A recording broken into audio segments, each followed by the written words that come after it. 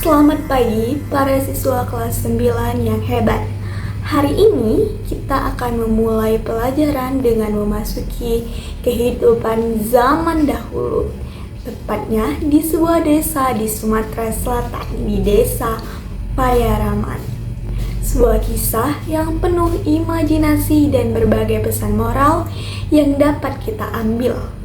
Saat kecil, mungkin kalian sering mendengarkan berbagai cerita rakyat, seperti asal-usul nama daerah. Dari sebuah kisah menyimpan banyak sekali nilai moral, kritik sosial, bahkan refleksi kehidupan yang tetap relevan bagi kita hingga hari ini. Maka, pada pertemuan kali ini, kita akan melatih kemampuan menyimak melalui sebuah legenda dari Sumatera Selatan, yaitu legenda Sang Lanang Kuwaso. Saat kalian mendengarkannya, cobalah membayangkan tokoh-tokohnya, mengikuti alur ceritanya, dan menangkap pesan yang ingin disampaikan. Ingat, menyimak bukan hanya mendengar, tetapi memahami, merasakan, dan menafsirkan. Baiklah, siapkan pikiran dan imajinasi kalian. Mari kita mulai perjalanan ke dalam cerita. Selamat menyimak.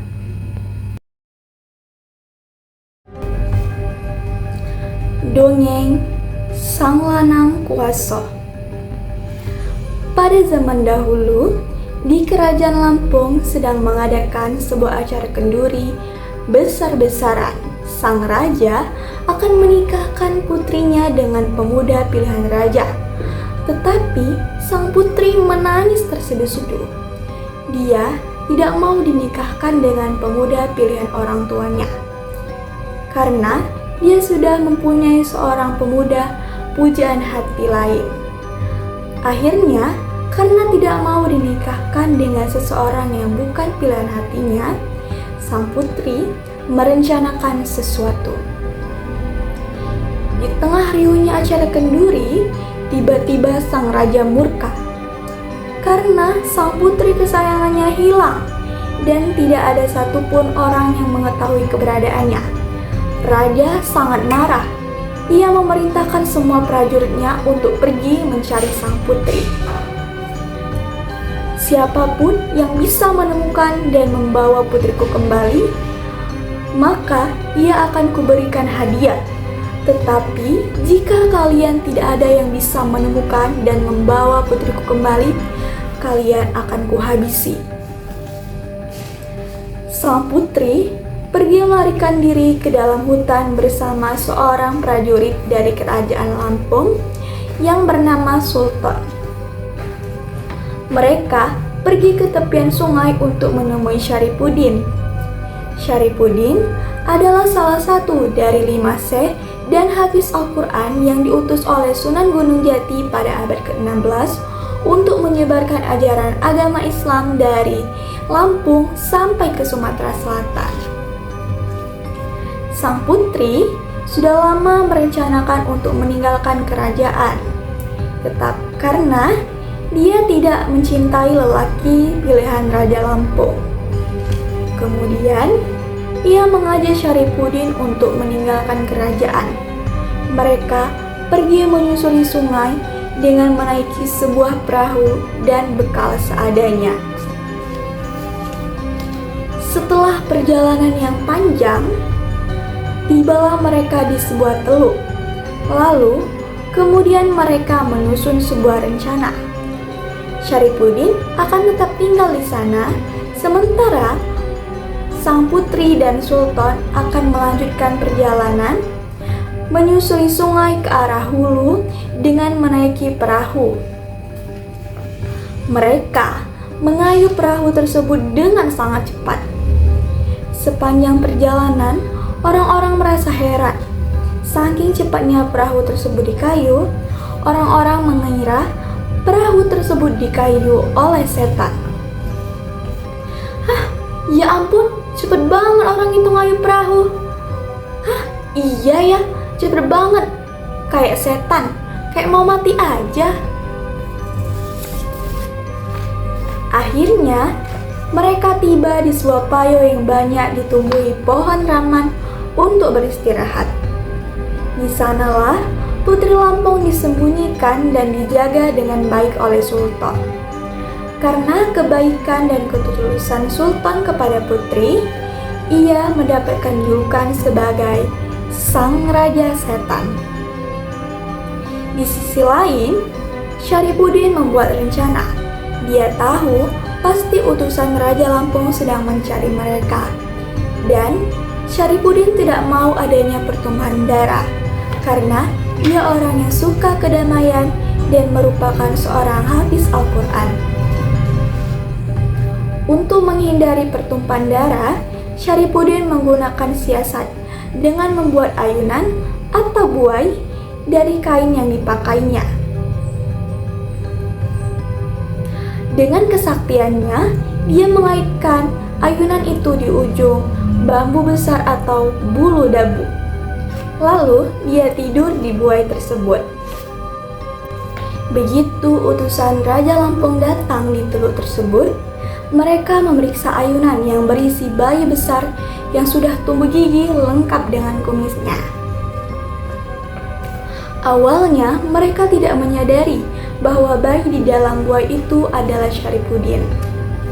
Karena ketakutan melihat bayi aneh yang ada di dalam buai tersebut, mereka akhirnya bergegas untuk pergi.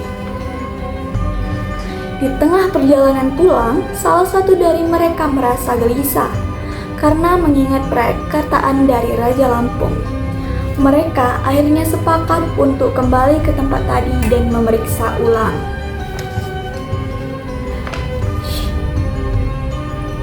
Karena merasa curiga, mereka menebang pohon bambu tempat buai Syarifuddin tadi. Setelah menebang pohon bambu dan buai tersebut, mereka akhirnya menyadari bahwa bayi yang sangat besar tersebut adalah Syarifuddin. Dan ternyata dialah yang membawa Putri Lampung pergi. Awalnya, Syarifuddin mengajak para prajurit dari Kerajaan Lampung untuk membuat kesepakatan, di mana jika para prajurit berhasil mengalahkannya, maka Syarifuddin akan memberitahukan dan mengajak mereka bertemu Sang Putri Lampung. Namun, apabila prajuritlah yang kalah, maka mereka harus menjadi pengikut Syarifuddin. Akan tetapi, para prajurit itu menolak. Mereka lebih memilih mati daripada harus menjadi pengikut Syarifuddin. Akhirnya, dengan kesaktiannya, Syarifuddin berhasil mengalahkan semua prajurit dari Kerajaan Lampung. Setelah berhasil mengalahkan utusan dari Raja Lampung tersebut, Syarifuddin bergegas untuk pergi menemui Sultan dan Putri, dan kedatangannya pun disambut bahagia oleh mereka. Hari demi hari telah berlalu. Akhirnya, mereka memutuskan untuk menetap dan Syarifuddin dan Putri Lampung menikah di tempat tersebut dengan bahagia. Karena di sekitar payo tersebut banyak sekali ditumbuhi pohon raman, maka tempat tersebut dinamai Payo Raman atau Desa Payaraman. Syarifuddin melanjutkan kehidupan dengan bertani, menangkap ikan, dan menyebarkan ajaran agama Islam pada masyarakat setempat. Sementara, sang putri sangat pandai membuat kerajinan tangan seperti bakul dari bambu. Sultan pun tetap setia menjaga Putri Lampung dan Syarifuddin. Setiap hari, Syarifuddin dan Putri Lampung selalu berkeliling desa untuk memeriksa hasil kebun yang mereka tanam dan mengajari masyarakat setempat membaca Al-Quran. Mereka hidup rukun dan bahagia di Desa Payaraman. Walaupun terkadang sang putri merindukan ayahnya, Sang Raja Lampung. Sejak saat itu, karena kesaktian Syarifuddin, ia diberi julukan sebagai Sang Lanang Kuasa. Karena menguasai banyak hal, ilmu agama, dan keterampilan seperti membuat rumah dan barang dari kayu seperti rumah bongkar pasang, berkebun dengan menanam ubi, dan menangkap ikan menggunakan bubuh yang diwariskannya pada masyarakat setempat.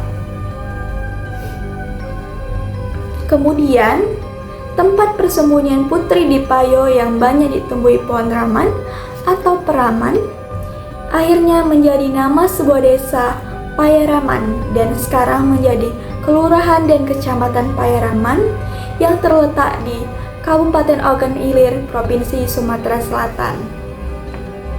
Sementara, teluk tempat Syarifudin membuat ayunan atau buai disebut Teluk Buai yang letaknya di Desa Tanjung Tambak, Kecamatan Tanjung Batu, Kabupaten Ogan Ilir, Provinsi Sumatera Selatan. Mereka hidup bahagia di Desa Payaraman. Demikianlah dongeng tentang Lanang Kuaso, kisah seorang tokoh sakti yang namanya diabadikan sebagai nama sebuah jalan di sebuah desa di Sumatera Selatan, yaitu di Desa Payaraman. Asal-usul nama Desa Payaraman ini sendiri berasal dari tempat persembunyian putri di sebuah payo yang banyak ditumbuhi pohon raman. Dari Syarifudin, kita dapat belajar bahwa dalam menyelesaikan masalah tidak harus dengan adanya pertumpahan darah. Dari kisah ini juga kita dapat belajar bahwa setiap perjuangan tidak ada yang sia-sia, walaupun harus melewati banyak dan berbagai ujian untuk mencapai akhir yang bahagia. Semoga cerita ini tidak hanya kalian dengarkan sebagai hiburan semata, tetapi juga dapat dijadikan sebagai pelajaran. Terima kasih telah menyimak dongeng ini dengan sangat baik. Selanjutnya, mari kita lanjutkan pelajaran dengan menjawab beberapa pertanyaan untuk melihat seberapa jauh kalian dalam menangkap dan memahami dongeng yang sudah kalian dengarkan. Baiklah, tugas kalian selanjutnya adalah menjawab beberapa pertanyaan yang telah disediakan terkait dongeng yang telah kalian simak tadi, yaitu dongeng Lanang Kuaso. Soal ini berbentuk jenis pilihan ganda. Kalian tinggal memilih salah satu dari beberapa opsi yang telah disediakan. Baik, langsung saja. Soal pertama. Mengapa Putri melarikan diri dari Kerajaan Lampung? A. Karena Putri ingin bebas. B. Karena Putri tidak mau dinikahkan dengan pemuda pilihan ayahnya. C. Karena Putri mendapat kutukan. D. Karena Putri jatuh cinta dengan pengawal.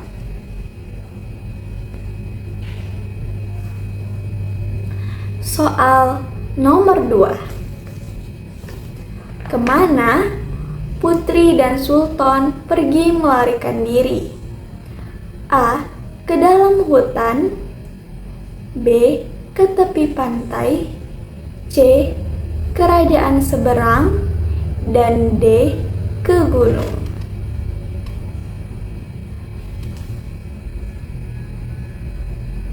Soal nomor 3.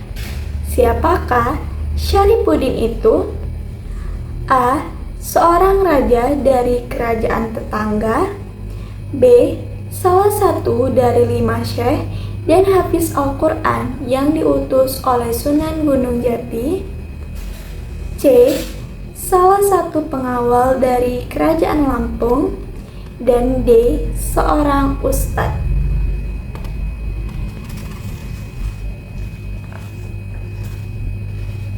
Soal nomor 4. Siapakah yang pergi menaiki perahu setelah mereka menyusun rencana? A. Syarifudin. B. Sultan dan Syarifudin. C. Sultan dan Putri. D. Putri dan Syarifudin.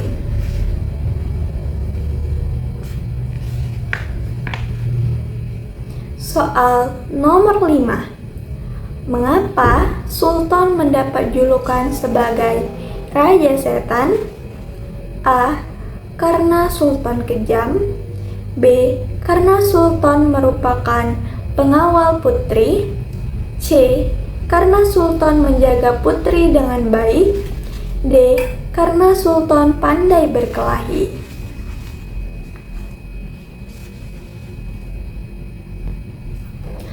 Soal nomor 6. Bagaimana siasat Syarifuddin untuk mengelabui para utusan dari kerajaan Lampung? A. Ia bersembunyi di belakang bambu. B. Ia berubah menjadi ayunan. C. Ia melarikan diri ke sebuah gua. Dan D. Ia menyamar menjadi seorang bayi.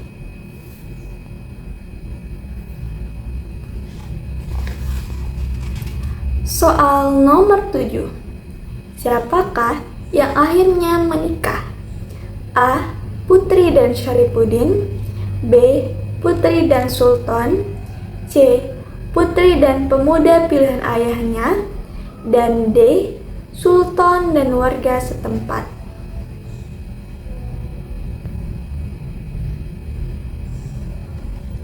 Soal nomor 8. Mengapa tempat tersebut dinamai Payaraman? A. Karena tempat persembunyian putri di payo yang banyak ditumbuhi pohon raman. B. Karena tempat persembunyian Syarifuddin di pohon raman. C. Karena tempat putri dan Syarifuddin menikah. D. Karena wilayah kerajaan Lampung.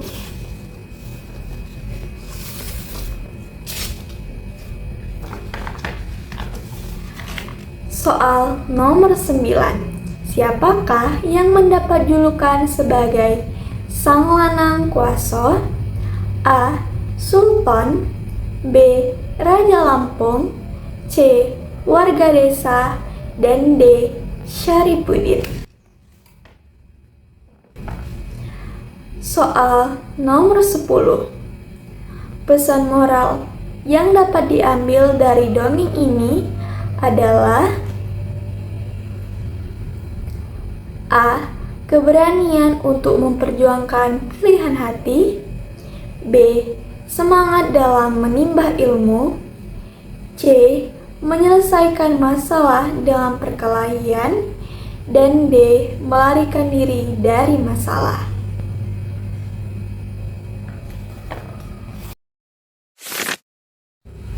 Itulah tadi beberapa pertanyaan terkait dongeng Sang Lanang Kuaso.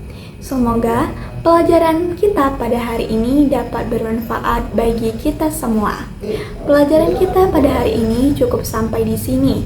Sampai jumpa pada cerita berikutnya. Teruslah membuka telinga dan hati kalian untuk setiap kisah yang hadir. Karena setiap cerita selalu membawa pelajaran yang berharga. Semoga dengan pelajaran kita pada hari ini dapat membantu meningkatkan kemampuan kalian dalam menyimak. Setiap cerita selalu menyimpan pelajaran yang berharga. Jangan hanya mendengarkan ceritanya, tetapi ambil hikmahnya dan terapkan dalam kehidupan sehari-hari. Terima kasih karena sudah mengikuti pembelajaran dari awal hingga akhir. Sampai berjumpa di kisah berikutnya.